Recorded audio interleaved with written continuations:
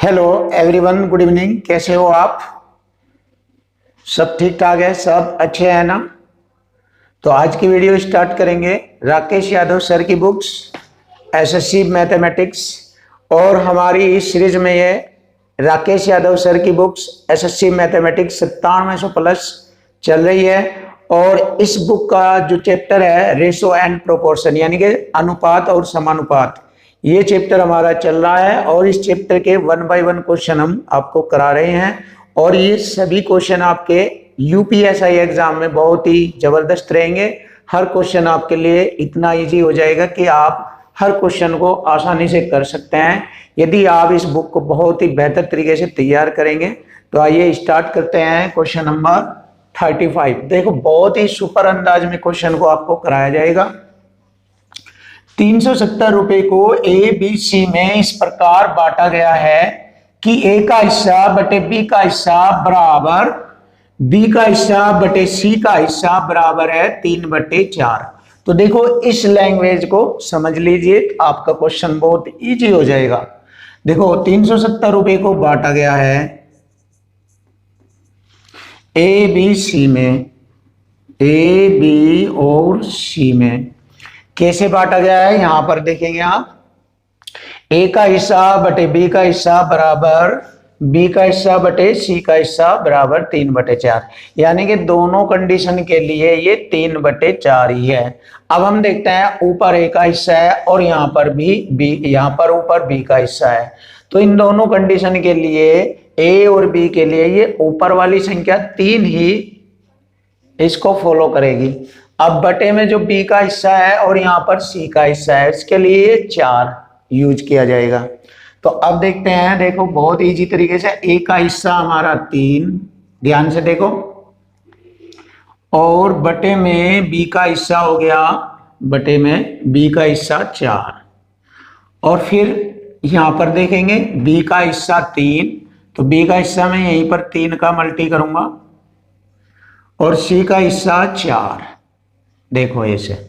अब देखो, मैं बहुत ही जबरदस्त तरीका यूज कर रहा हूं। देखो, यहां पर मैंने b की वैल्यू में 4 में 3 का मल्टीपल किया, और जब मैंने b में 3 का मल्टीपल किया तो b के साथ a था ये, तो इसमें भी 3 का मल्टीपल होगा। अब देखो, अब यहां पर कंडीशन आ रही है b के साथ c है। अब b में यहां पर हमारा 4 है। देखो, b में 4 है तो 4 का मल्टीपल यहां पर कर लेंगे, और इस प्रकार बहुत आसानी से आप क्वेश्चन को हल कर सकते हैं। ये जबरदस्त तरीका है आपके लिए। देखो, 3 तिये 9, 4 तिये 12 और 4 चौक 16, ये इनका रेशो आ गया जिस रेशो में इनको धन बांटा जाएगा। अब देखो, हमारा टोटल धन है 370, तो यहां से हमारा इक्वल टू इक्वल कॉन्सेप्ट बन गया है। टोटल धन 370 और हमारा टोटल धन का रेशो हो गया ये 16, 9, 25, 12, 37। देखिए, इक्वल टू इक्वल हो गया। 37 से मैंने इसको 10 बार काटा।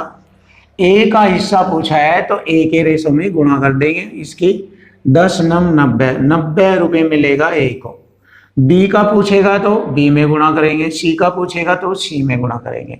तो इस प्रकार हमें प्राप्त हुआ ए का हिस्सा 90 रुपये है, ऑप्शन डी। अब देखो फ्रेंड्स, नेक्स्ट क्वेश्चन भी हम बहुत ही सुपर और खतरनाक अंदाज में करेंगे।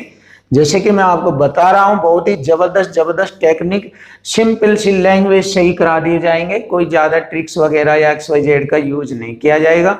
बहुत आसानी से आपको क्वेश्चन कराए जाएंगे। आप देखिए बहुत अच्छी तरीके से। देखो, ए और बी का रेशो 1/2 अनुपात 3/8। ऐसे ही बी सी का 1/3 5/9, सी डी का 5/6 3/4 है। तो ABCD का अनुपात बताओ। अब देखो, अब करते हैं हम टेक्निक का यूज। देखो, इनको छोटा कर लीजिए, सरल कर लीजिए, जिससे कि हमारी कैलकुलेशन आसान होगी। तो देखो, 2 एकम 2, 2 चौका 8। देखो, छोटा किया मैंने। अब यहां पर भी मैं छोटा करता हूं, 3 एकम 3, 3 तिये 9। अब इसको भी छोटा करता हूं, 2 तिये 6 और 2 दूनी 4। अब देखो, ABCD का रेशो बहुत आसानी से हम फाइंड कर सकते हैं।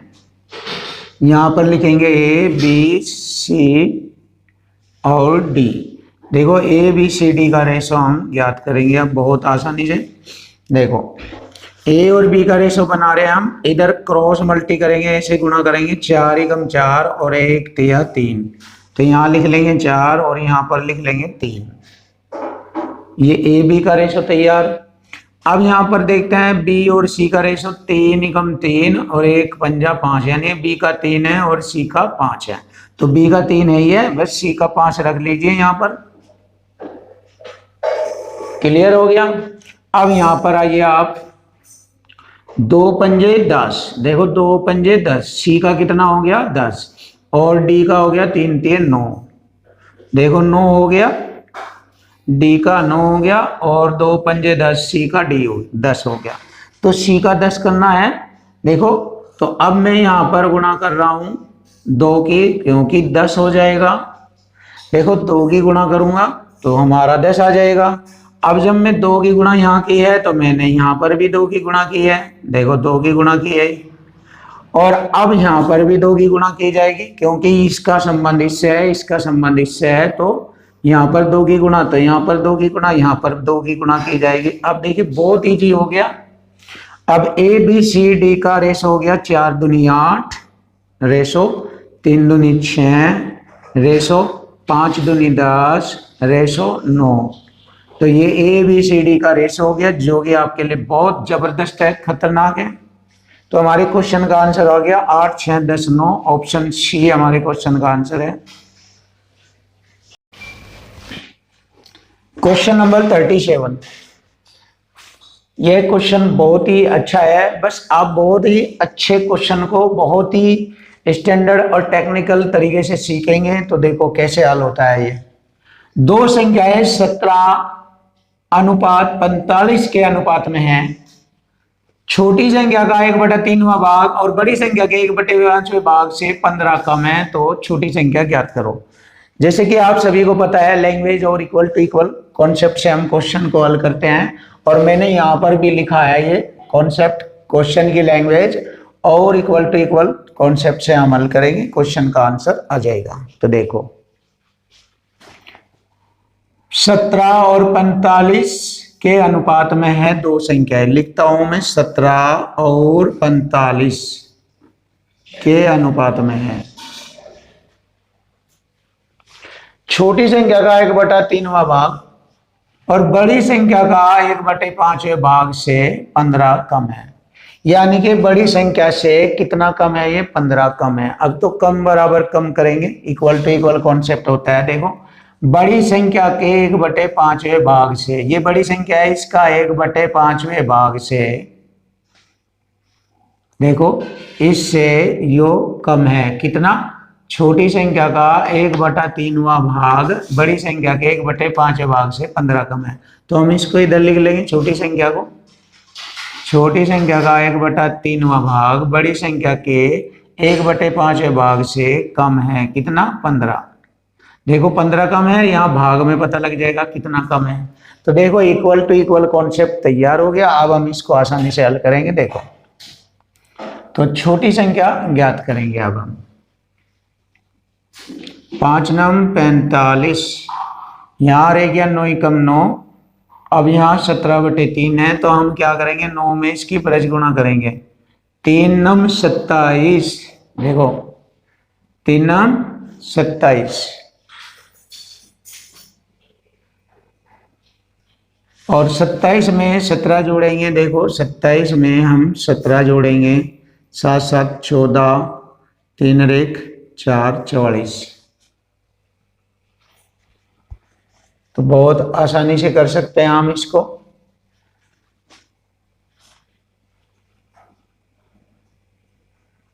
सॉरी गलती हो गया भाई।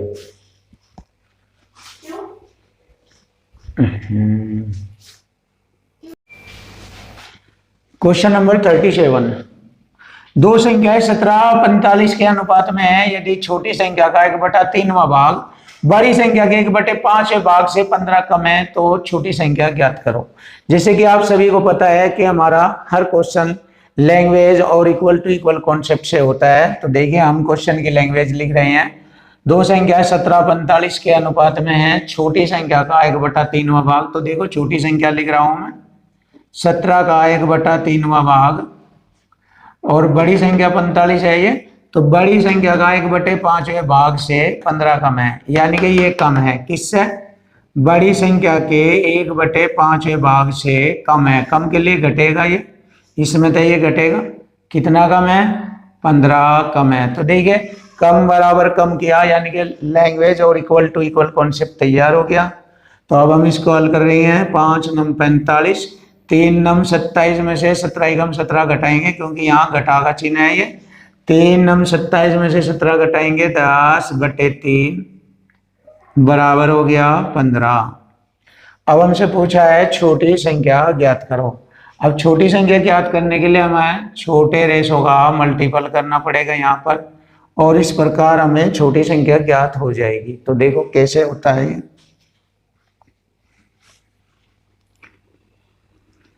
देखो 15 3 45 गुणा 17 करेंगे, 10 से भाग कर देंगे। इधर देखो बहुत आसानी से हो जाएगा। या ऐसे कर लीजिए, इसे छोटा कर लीजिए, और ऐसे 5 3 15, 5 दूनी 10। अब कर लीजिए 3 3 9 और 17 गुणा करेंगे, 17 8 136, 17 9 153 हो जाएगा। देखो 3 3 9 और 17 9 153 बटे 2 बटे में 2। देखिए बहुत आसानी से कर सकते हैं इसको। एक बार फिर देखना इस क्वेश्चन को। देखो 5 दूनी 10, 5 के 15, यहाँ 2 रह गया, यहाँ 3। अब इसकी वर्ज गुणा करेंगे, 3 3 9 और 17 9 153 बटे में 2 आ गया। अब 2 से भाग करेंगे, हमारा क्वेश्चन आ जाएगा। 2 7 14, 1 बच गया, हो गया 13, 2 6 12, 6 से 1 बच गया बटे 2। तो ये हमारी छोटी संख्या हमें ज्ञात हो गई है। तो देखो बहुत आसानी से क्वेश्चन बन गया। अब देखते हैं नेक्स्ट क्वेश्चन। एक व्यक्ति अपनी मासिक आय का कुछ भाग खर्च करता है। देखो खर्च करता है और कुछ भाग बचाता है, बचत करता है। जब हम खर्च और बचत लिख रहे हैं तो आय भी लिख लेंगे। यहाँ आय कैसे होगी? खर्च और बचत को यदि मैं जोड़ लूं तो हमारी आय आ जाएगी। अब एक व्यक्ति के खर्च और बचत का अनुपात, खर्च का दिया है 26 और बचत का दिया है 3, और यदि मैं खर्च और बचत को जोड़ लूं तो हमारी आय हो जाएगी 29। 26 3 29। यहां तक हमारा क्वेश्चन तैयार हो गया।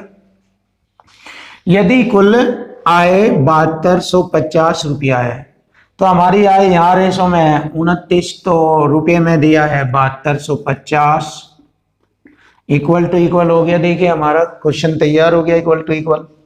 तो इसकी बचत ज्ञात करो। बचत कितनी है? 3 3 की गुणा कर देंगे यहाँ पर, तो हमारी बचत आ जाएगी डायरेक्ट। अब हम इसको हल कर लेंगे। देखो बहुत ही आसान, यहाँ से हमारी बचत हमें प्राप्त हो जाएगी। अब 29 से मैं इसको काटूंगा, 29 दूनी 58, बच गए हमारे 14, हो गए 145। 29 पंजे 145, ये जीरो यहाँ पर उतारेंगे, कट गया ये। और 250 3 750, यानी कि 25 3 75, और ये जीरो लगेगी। तो इस प्रकार हमारे क्वेश्चन का आंसर हो गया 750। तो उसकी बचत जो है 750 है। तो देखो बहुत आसानी से क्वेश्चन कर दिया गया है, बहुत इजी तरीके से क्वेश्चन हो गया है। तो हमारे क्वेश्चन का आंसर बनेगा ऑप्शन सी, 750 रुपये। Question number 39। 225 रुपए की धनराशि है जो 1 रुपया 50 पैसे और 25 पैसे के सिक्कों के रूप में है। यदि सिक्कों की संख्या 8 5 3 के अनुपात में है तो 1 रुपये के सिक्कों की संख्या बताओ। देखो बहुत अच्छा क्वेश्चन है, इक्वल टू इक्वल कॉन्सेप्ट से हल होगा। देखो 1 रुपये 50 पैसे और 25 पैसे के सिक्कों की संख्या का अनुपात दिया है 8:5:3, और टोटल दे दिया है इनका 225 रुपये। अब देखो इक्वल टू इक्वल कॉन्सेप्ट से क्वेश्चन हल हो जाएगा बहुत अच्छी तरीके से। देखो ये हमारे सिक्कों की संख्या है, उनका अनुपात, और अब हमें धन का मान निकालना है, यानी कि सिक्कों का धन बना लेंगे, क्योंकि धन बराबर धन होगा, रुपए बराबर रुपए। सिक्कों के हम यहाँ पर रुपए बनाएंगे। देखो 25 पैसे के 3 सिक्के हैं तो रुपए हो गए 25 से 75, यानी कि 0.75 रुपया। और 50 पंजे 250, 2.5 रुपया हो गया ये, और 1 अट्ठा 8 रुपये ये हो गए। तो ये हमारा कुल धन हो गया 8 2 10 और 11.25, 11.25 रुपये हो गए ये हमारे। अब देखिए धन बराबर धन से हम क्वेश्चन को हल करेंगे। 2 अंक छोड़कर दशमलव हटाएंगे, 2 जीरो, 11 दूनी 22, 25 दूनी 50, 20 बार कटेगी ये पूरी संख्या। अब हमसे पूछा है 1 रुपये के सिक्कों की संख्या। 1 रुपये के सिक्कों की संख्या का रेशो है 8, 8 में गुणा करेंगे 20 की, 8 गुणा 20, 20 अटे 160, तो 160 सिक्कों की संख्या है। तो सिक्कों की संख्या 160। अब नेक्स्ट क्वेश्चन बहुत अच्छा क्वेश्चन है ये। यदि ए और सी के बीच का मध्यानुपात भी है, देखो ए और सी के बीच का मध्यानुपात भी है, समानुपात लगाएंगे ऐसे, तो ए और बी के बीच का मध्यानुपात भी है, इसको ऐसे लिखा जा सकता है, या फिर हम इसको ऐसे लिख सकते हैं। देखो ध्यान से, ए बटे बी बराबर हो गया बी बटे सी। फिर हम इसको बहुत आसानी से कर सकते हैं। देखो इसके बराबर मैंने के कांस्टेंट ले लिया कोई। अब इसको मैं लिखता हूं ए बटे बी बराबर के को लिख लूंगा ए बराबर हो गया बी के और बी बराबर हो गया हमारा सी के। तो देखो इससे मैंने ये कंडीशन तैयार कर ली। अब मैं यहाँ पर वैल्यू भरूंगा और क्वेश्चन का आंसर उठा लूंगा। देखो ध्यान से देखो, a माइनस बी का अवलगन है और रेशो b माइनस सी का अवलगन है। तो a के जगह में लिखूंगा b के, यहाँ पर लिखूंगा b के माइनस बी की घात 3, रेशो b के जगह लिखूंगा c के माइनस सी की घात 3, ऐसे लिखेंगे। यहाँ से मान उठाकर हमने यहाँ सेट कर दिए। अब इसको मैं हल करूंगा। b हमारा कॉमन आ रहा है और घात 3, तो b की घात 3 के माइनस 1 रह जाएगा, इसकी घात 3, रेशो c कॉमन आ रहा है, c की घात 3 के माइनस 1 की घात 3। अब ये सेम संख्या से सेम संख्या कट गया। अब हमारा मान रह गया b की घात 3 रेशो c की घात 3। अब यहाँ पर हम बहुत अच्छी तरीके से देखते हैं कि क्या कंडीशन बनती है यहाँ पर। अब देखो b के स्थान पर हम ये वैल्यू पुट कर लेंगे, b बराबर होता है a, क्योंकि k तो दोनों में कॉमन है, कट जाएगा। अब b की वैल्यू है a का मान रखेंगे हम यहाँ b के स्थान पर हम a रखेंगे, a की घात 3 रेशो। अब c के स्थान पर हम क्या रखेंगे, ये b की घात 3। ऐसे हमारे क्वेश्चन का आंसर बनेगा और यही हमारे क्वेश्चन का आंसर है a की घात 3 अनुपात b की घात 3। बहुत सुपर तरीका है ये। या आप अगर ऐसे नहीं समझ पा रहे हैं कि ये कैसे रखा है तो मैं रख कर दिखाता हूं। देखो कैसे रखा जाएगा, यहाँ पर रख कर दिखा रहा हूं, आप देख लीजिए ध्यान से। b है यहाँ पर, तो b के स्थान पर मैं लिखूंगा a बटे के। देखो b है ना b, तो इसको बटे में लाऊंगा a बटे b।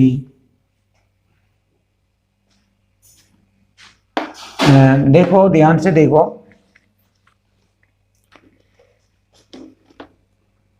ये ऐसे नहीं लाएंगे, हम ऐसे लिखेंगे a बटे के बराबर b, ऐसे लिख रहा हूं मैं। और b बटे के बराबर हो गया हमारा c। देखो a बटे के बटे में के आ जाएगा बराबर b, और b बटे c बराबर के। अब हम वैल्यू पुट कर देंगे यहाँ पर इनकी, b की और c की वैल्यू रख देंगे यहाँ पर। देखो b का मान हो गया a बटे के की पावर 3 रेशो c की वैल्यू होगी b बटे के की पावर 3। अब देखो k से k कट जाएगा, सेम है, a की पावर 3 रेशो b की पावर 3। तो a अनुपात a की 3 अनुपात b की 3।